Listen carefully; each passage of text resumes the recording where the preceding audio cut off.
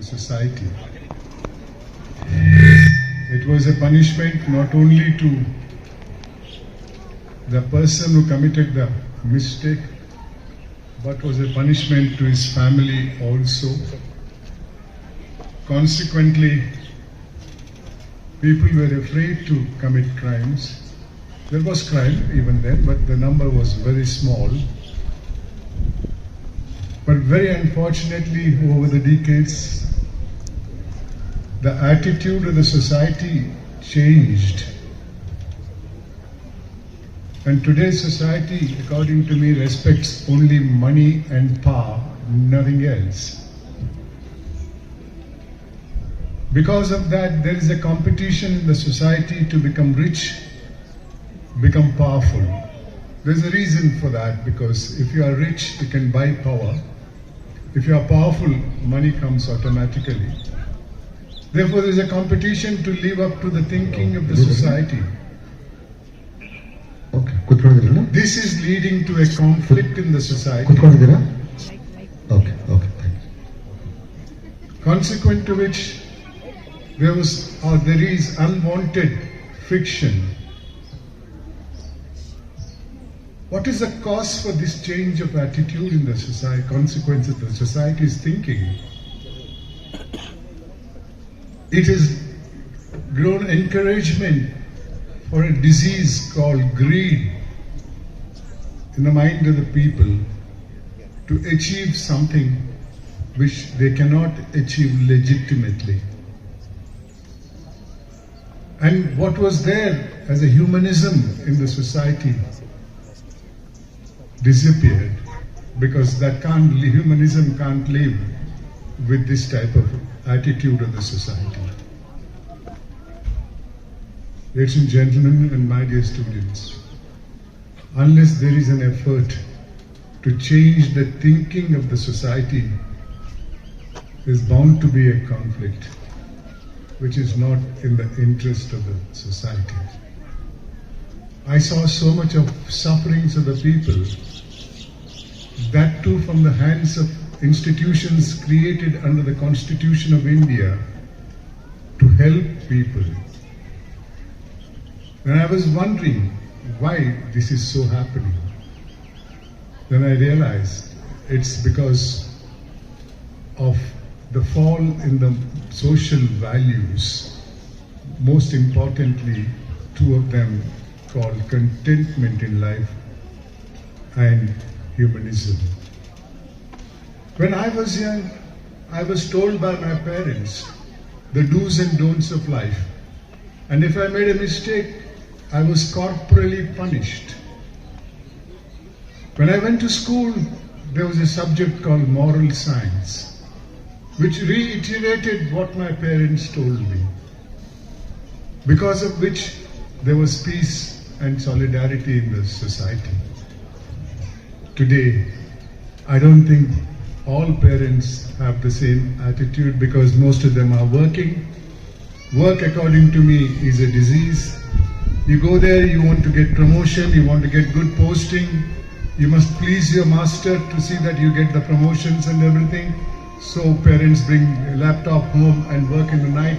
There's nobody asking the children what happened today, what mistakes did you commit. What do you expect the future of this country to be? You go to school, there is no more subject called moral science. Who wants moral science when you are looking only for money and power? My education of today is 10 times better than my education.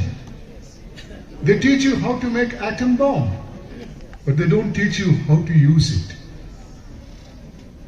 What's the use of this information and knowledge which doesn't have any values?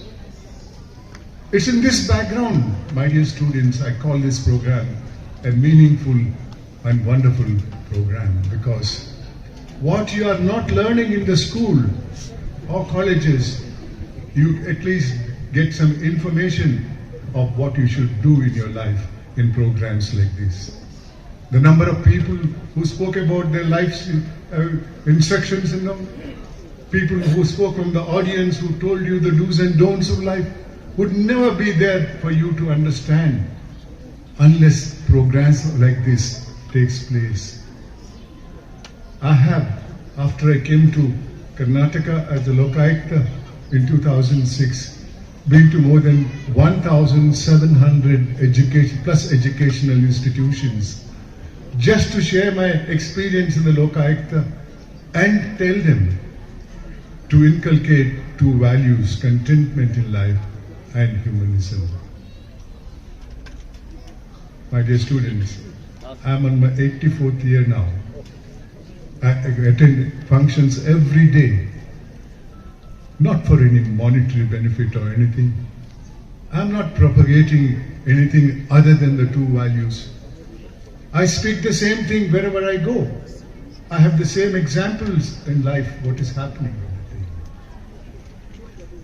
Unless you inculcate the two values of contentment and humanism, your future, however successful you are, however rich you are, however powerful you are, will not give you happiness, because there is somebody else trying to take over your happiness. Change, learn how to be a human being in this society. Get your success, but face your success with humility and not pride. Be happy of your success, but humility should be there. Defeat, face it with courage. You can succeed if you have the moral values, my dear students. When I say contentment in life, it doesn't mean that you get a degree, you get a job, then you become a sannyasi or whatever it is in Quran, you become somebody different in life. No. All of you must have an ambition to become somebody big, an ambition to become rich. Legitimately earned wealth is no product of sin. Earn in crores of rupees. But don't steal it from somebody's pocket, or don't take it away from somebody's plate. That wealth will never ever give you happiness. I can tell you with my personal experience, my dear students. Of course, my father was a Supreme Court judge, but his salary was 4,000 rupees.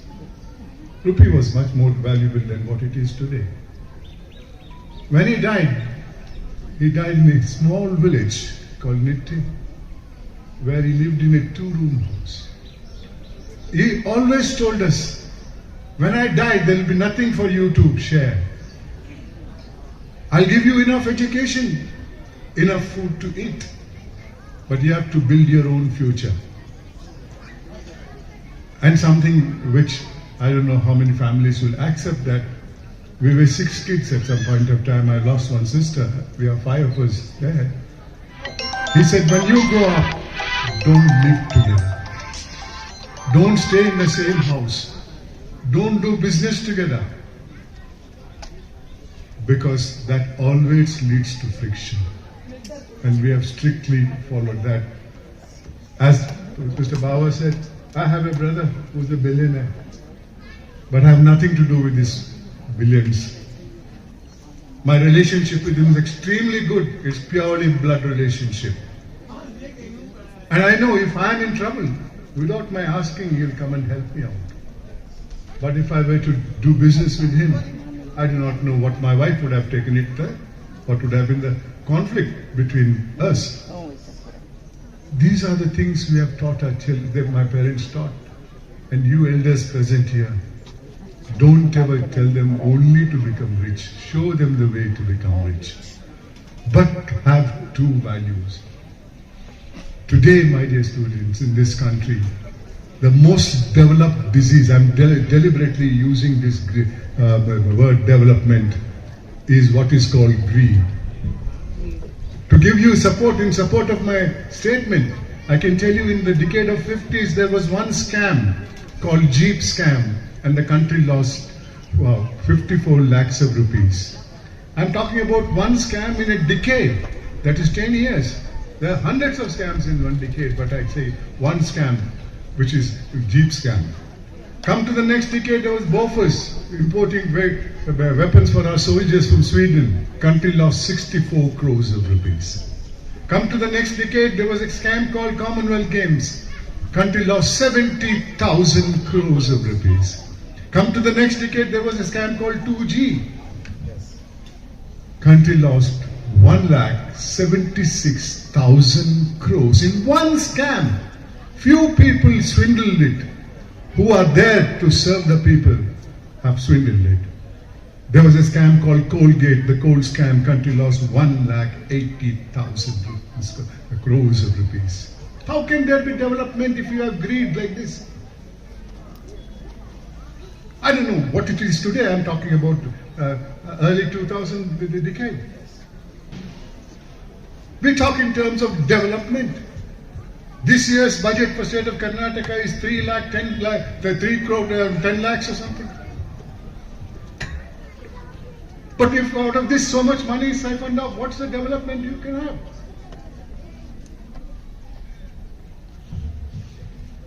Just think about it. You want peace and contentment in life. You have to inculcate these two values. As I said, contentment keeps away greed from you.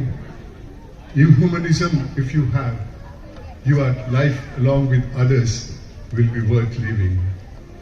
We all think we are born human beings. There is no species called human beings in science. In science, we are born to a species called Homo sapiens, which has nothing to do with humanism. Our elders have written in Karnataka, the poets, Kannadadalli ಹೇಳ್ತಾನೆ, ನನಗೆ ಹಿಂದಿ ಜಾಸ್ತಿ ಬರಲ್ಲ, ಅದರಿಂದ ಹಿಂದಿಯಲ್ಲಿ ಭಾಷಣ ಮಾಡೋಕ್ಕಾಗಲ್ಲ. ಏನೇ ಆಗು ನಿನಗೆ ಬೇಕಾದವನಾಗು, ಆದರೆ ಮೊದಲು ಮಾನವನಾಗು ಅಂತಾರೆ. ಎಂಥ ಮಾತು. ಆದರೆ ಅದಕ್ಕೆ ಪೂರಕವಾಗಿ ನಾನು ಶಾಲಾ ಕಾಲೇಜಿಗೆ ಹೋಗಿದಾಗ ವಿದ್ಯಾರ್ಥಿನಿಯರಿಗೆ ಇನ್ನೊಂದು ಸಂದೇಶ ಕೊಡ್ತಾ ಇರ್ತೇನೆ. ಹುಟ್ಟುವಾಗ ಮಾನವನಾಗಿ ಹುಟ್ಟದೇ ಇದ್ರು ಜೀವನ ಪಥದಲ್ಲಿ ಮಾನವೀಯತೆಯನ್ನು ಅಳವಡಿಸಿಕೊಂಡು ಸಾಯುವಾಗ ಮಾನವನಾಗಿ ಸತ್ರೆ ಅದಕ್ಕೆ ಮೇಲ್ಪಟ್ಟಂತಹ ಗೌರವ ಯಾವುದೂ ಇಲ್ಲ. ಮಾನವ ನಮ್ಮ ಹೆಮ್ಮೆ ನಮ್ಮಲ್ಲಿರಬೇಕು, ಆದರೆ ನಾವು ಮಾನವರಾಗಿರ್ಬೇಕು. ಮಾನವೀಯತೆಯನ್ನ ಖರೀದಿ ಮಾಡಬೇಕಾಗಿಲ್ಲ, ಕೆಮಿಸ್ಟ್ ಶಾಪಿಗೆ ಹೋಗಬೇಕಾಗಿಲ್ಲ, ತೃಪ್ತಿಯನ್ನು ಖರೀದಿ ಮಾಡಬೇಕಾಗಿಲ್ಲ, ಅದಕ್ಕೂ ಕೆಮಿಸ್ಟ್ ಶಾಪ್ಗೆ ಹೋಗಬೇಕಾಗಿಲ್ಲ. ನಮ್ಮಲ್ಲೇ ಆ ಎರಡು ಮೌಲ್ಯಗಳನ್ನು ನಾವು ಅಳವಡಿಸಿದರೆ ಈ ದೇಶದಲ್ಲಿ, ಈ ಸಮಾಜದಲ್ಲಿ ಶಾಂತಿ ಸೌಹಾರ್ದ ಇರ್ತದೆ ಅನ್ನೋದು ನನ್ನ ವಿಚಾರ. ಬಂಧುಗಳೇ, I have heard empty stomach doesn't absorb anything and all. I know it's far over the lunch time now.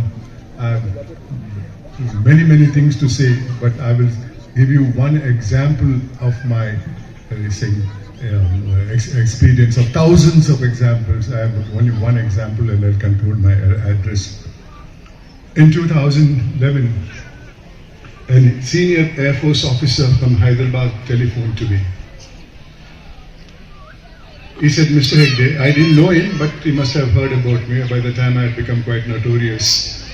He said, 3 days back, my older brother's 18-year-old daughter is killed in a road accident in Bangalore. Her body is in a government hospital. We have kept an ambulance to bring the body to Hyderabad.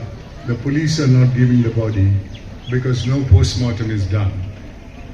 And the hospital is not doing the postmortem. How long can we wait? Understand our sorrow. We have lost a young member of the family. We have not seen our faces for a long time. We have not finished the last rites. Please help us. I said, I will get back to you in a couple of hours, and I went to that hospital. I met the superintendent of the hospital in Bangalore, government hospital. He said it's not possible because I have deputed 2 trained doctors to do the post-mortem because this hospital gets at least 5 to 6 accidental dead bodies. So let's call the doctors and find out what it is. He sent a peon to call the doctor. The one doctor came to know the Lokayukta is sitting in the office, so he put leave and went away.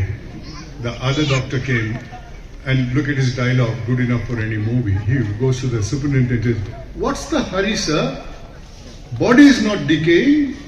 Body is in a freezer. Am I to treat the living patients first or do the post-mortem? Then the superintendent said, who permitted you to treat the living patients when you have been deputed to the post-mortem ward? There are many bodies must have accumulated if you have not done any post-mortem in the last few days. He said, no sir. A relative of a patient from the main building came to the post-mortem ward and requested me to treat his patient relative because the doctor treating that patient is not doing a good job. So out of humanism, I went there. Then I asked the doctor, Doctor, did you know that patient or his relative before? He said, no, first time. Then I said, yeah, now I can understand. There are 35 doctors in the main building. If you are not satisfied with one doctor, he will search for a doctor there itself. You won't go in search of a doctor who is doing post-mortem. In a post-mortem ward which is about 100 meters away from the treating wards. I said, I will sit here until the post-mortem is done and the body is put in the ambulance. Then let us see what should be done. He went back, did the post-mortem, the body was handed over to the ambulance people and it was sent to Hyderabad. Now just look at this child. He said he went to the main building out of humanism. Humanism, does it mean it relates only to your family? Nobody else? This is the way we are. I don't want to speak much more because of the want of time, and I don't want to digress in the fact that this function. No, my only appeal to you, my dear students, is become rich, but legitimately. Do not steal it from somebody's pocket. Do not steal it from somebody's plate. Whenever you feel that you've tried to get something more by your education marks or even in your financial matters, don't be disappointed in life. Turn round and see behind. How many millions have not reached where you have reached? Is not God is grateful, helped you more than them? Don't always compare your success or your achievements with somebody ahead of you. That will always disappoint you. Make it as a lesson that he has succeeded more than I want to succeed. Follow the path he has followed, but not a path which is illegal. If you are destined to achieve something, legitimately achieve that and be happy with that. May God bless you all. I congratulate the students who have been today felicitated, and I wish you many, many more success to come. But remember, you are a human being first. Thank you very much. Thank you, sir. गौर से recording जो कर लिया, गौर से सुनो, गौर से समझो sir क्या क्या बात बोल रहे थे. साहूकार बनो, किसी का हक मार को साहूकार मत बनो, पैसे कमाओ, किसी के जेब से चुराओ ना, पेट भर को खाओ, दूसरे के प्लेट से चुराओ ना. और क्या बोल रहे थे, हमें क्या कर रहे हैं, सिस्टम से बाहर रखो. चीफ रिंग चिल्ला रही, वो डॉक्टर बराबर नहीं, वो पुलिस ऑफिसर बराबर नहीं, वो लॉयर बराबर नहीं, वो जज बराबर नहीं, वो टीचर बराबर नहीं, फला बराबर नहीं, फला बराबर नहीं, फला बराबर नहीं. हमें क्या कर रहे हैं, सिस्टम से बाहर रखो, चिल्ला रही. सिस्टम के अंदर आ जाओ, तुम्हें डॉक्टर बन जाओ, डाकू बनाना, तुम्हें इंजीनियर बन जाओ, तुम्हें आईएएस बन जाओ, तुम्हें केएएस बन जाओ, तुम्हें पुलिस ऑफिसर बन जाओ, तुम्हें जज बन जाओ, तुम्हें टीचर बन जाओ. जब तुम्हें इंसाफ करो, जब तुम्हें क्या करो, इंसाफ करो. किसके साथ, हर एक इंसान के साथ इंसाफ करो. यही सार मैसेज दे रहे थे. हमें क्या कर रहे हैं, बाहर घर को चीख रही, चिल्ला रही, उनो बराबर नहीं, इनो बराबर नहीं, उनो बराबर नहीं, उनो बराबर नहीं चाहिए, हमें बराबर ना, हमें अच्छा करेंगे. तो उसके लिए एक बहुत बड़ा मैसेज है. साल की उम्र कितनी, 80-50 साल. माशाअल्लाह, अल्लाह 100 साल के हयात सेहत के साथ देंगे. अल्लाह